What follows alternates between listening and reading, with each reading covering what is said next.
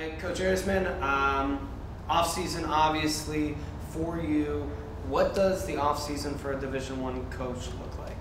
Yeah, I mean, I obviously from a coaching standpoint, it's a lot of recruiting, a lot of camps, a lot of getting out and building relationships and using it as an opportunity to supplement income for a lot of coaches. Most people don't understand that. It's a big moment to help our families, but it's also a time to get out and be more visible and build a lot of relationships. Mm-hmm.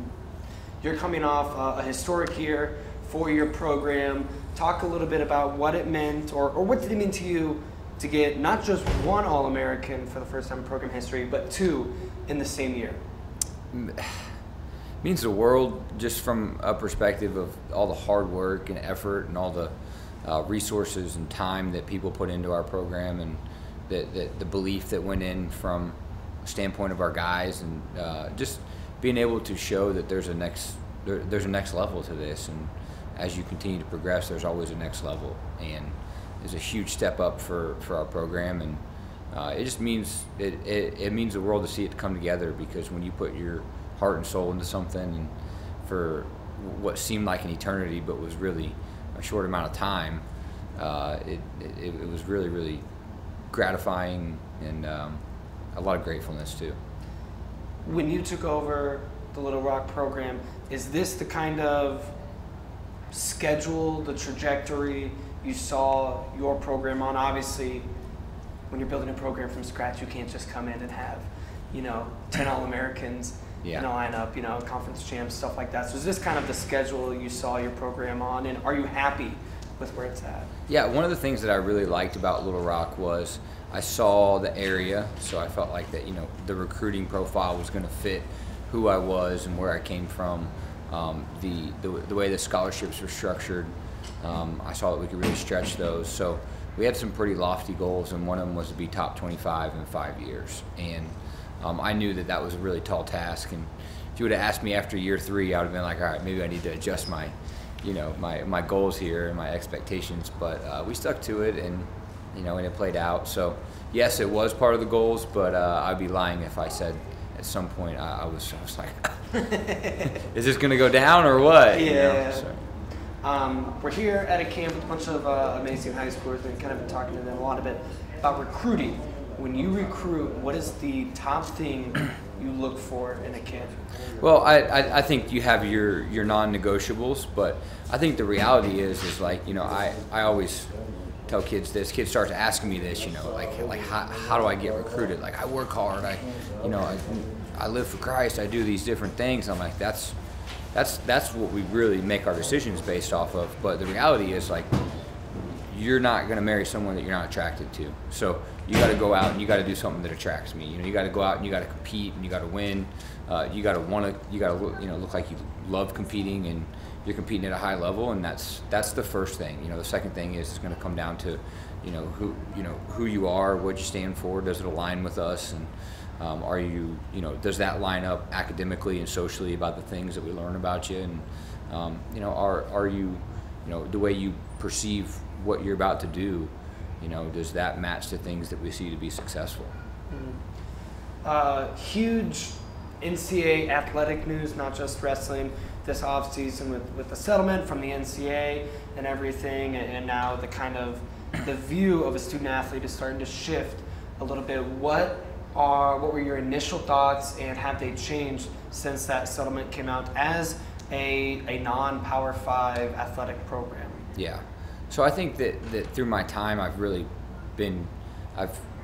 gained a lot of patience, because when I started this program, our school, we had gone through retrenchment, so it means we basically downsized, and so there was a lot of budget freezes, and then I lost my athletic director that hired me within a short amount of time. Then we went through COVID, and now we went through conference realignment and NIL, and I think my first thought is we're going to be okay. Right, like I know the support we have. I know the structures we have in place to make us successful. We're going to be okay. Number 2 was we better start getting ahead on some things, not just us, but wrestling wise. Better have our ducks in a row, knowing the value that we bring to the university, and looking at our university and seeing hey, look, you know, there's going to be some big payments that have to come out of this lawsuit, and there's going to be some payments that have to be had to pay these guys. And, you know, is NIL going to continue to be a thing? Is that even going to be, you know, most of the money is going to be funneled to the schools instead of RTCs and NILs, and I think that's coming down the pipeline. So I think for us is that we're in a good spot to protect ourselves, and we bring a lot of value to our university, and we need to be proactive, but we're going to have to sit and kind of see how some things work out before we can jump on and get ahead.